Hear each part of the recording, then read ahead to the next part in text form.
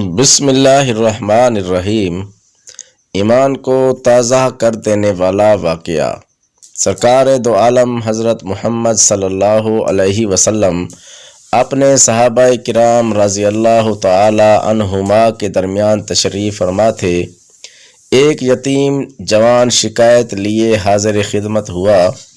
کہنے لگا، یا رسول اللہ، میں اپنی کھجوروں کے باغ کے ارد گرد دیوار تعمیر کرا رہا تھا کہ میرے ہمسائے کی کھجور کا ایک درخت دیوار کے درمیان میں آ گیا۔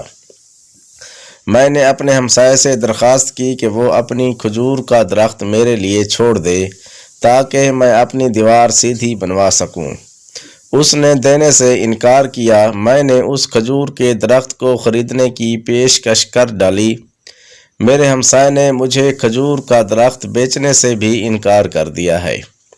سرکار صلی اللہ علیہ وسلم نے اس نوجوان کے ہمسائے کو بلاوا بھیجا۔ ہمسایہ حاضر ہوا تو آپ صلی اللہ علیہ وسلم نے اسے نوجوان کی شکایت سنائی، جسے اس نے تسلیم کیا کہ واقعتاً ایسا ہی ہوا ہے۔ آپ صلی اللہ علیہ وسلم نے اسے فرمایا کہ تم اپنی کھجور کا درخت اس نوجوان کے لیے چھوڑ دو یا اس درخت کو نوجوان کے ہاتھوں فروخت کر دو اور قیمت لے لو۔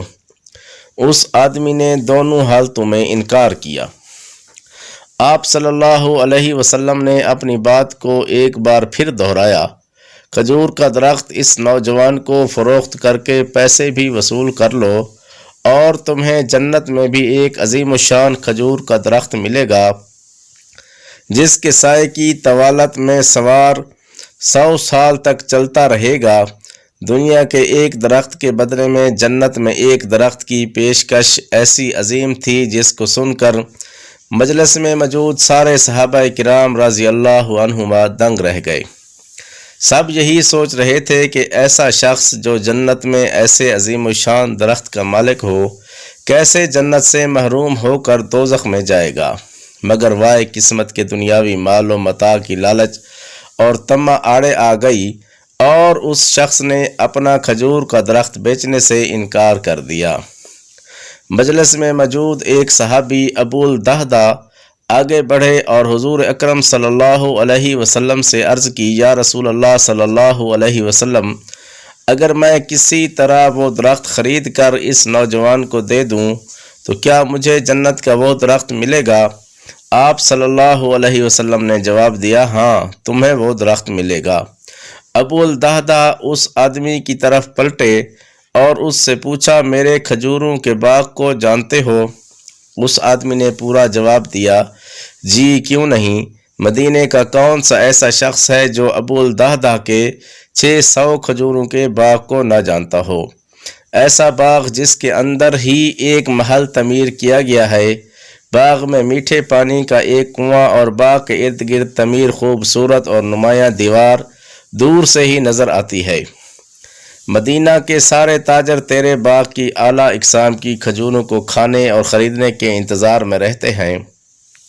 ابو الدہدہ نے اس شخص کی بات کو مکمل ہونے پر کہا، تو پھر کیا تم اپنے اس کھجور کے ایک درخت کو میرے سارے باغ، محل، کنویں اور اس خوبصورت دیوار کے بدلے میں فروخت کرتے ہو؟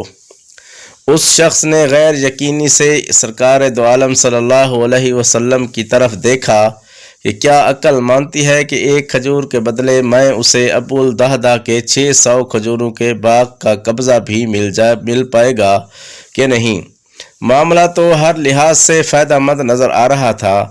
حضور پاک صلی اللہ علیہ وسلم اور مجلس میں موجود صحابہ کرام رضی اللہ عنہما نے گواہی دی اور معاملہ طے پا گیا۔ ابو الدہدہ نے خوشی سے حضور اکرم صلی اللہ علیہ وسلم کو دیکھا اور سوال کیا، یا رسول اللہ صلی اللہ علیہ وسلم، جنت میں میرا ایک کھجور کا درخت پکا ہو گیا نا؟ آپ صلی اللہ علیہ وسلم نے فرمایا، نہیں۔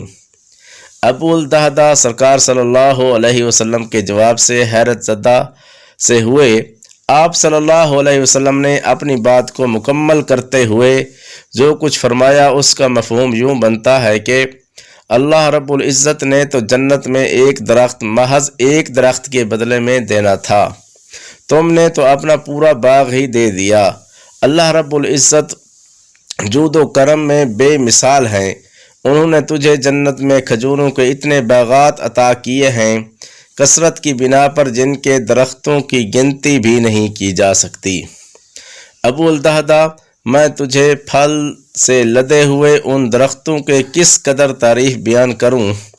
آپ صلی اللہ علیہ وسلم اپنی اس بات کو اس قدر دہراتے رہے کہ محفل میں موجود ہر شخص یہ حسرت کرنے لگا کہ اے کاش وہ ابو الدہدہ ہوتا۔ ابو الدہدہ وہاں سے اٹھ کر جب اپنے گھر کو لوٹے تو خوشی کو چھپا نہ پا رہے تھے۔ گھر کے باہر سے ہی اپنی بیوی کو آواز دی کہ میں نے 4 دیواری سمیت یہ باغ، محل اور کنواں بیچ دیا ہے۔ بیوی اپنے خاوند کی کاروباری خوبیوں اور صلاحیتوں کو اچھی طرح جانتی تھی۔ اس نے اپنے خاوند سے پوچھا، ابو الدہدہ کتنے میں بیچا ہے یہ سب کچھ؟ ابو الدہدہ نے اپنی بیوی سے کہا، میں نے یہاں کا ایک درخت جنت میں لگے ایسے ایک درخت کے بدلے میں بیچا ہے جس کے سایہ میں سوار 100 سال تک چلتا رہے۔ ابو الدہدہ کی بیوی نے خوشی سے چلاتے ہوئے کہا، ابو الدہدہ تو نے منافع کا سودا کیا ہے، ابو الدہدہ تو نے منافع کا سودا کیا ہے۔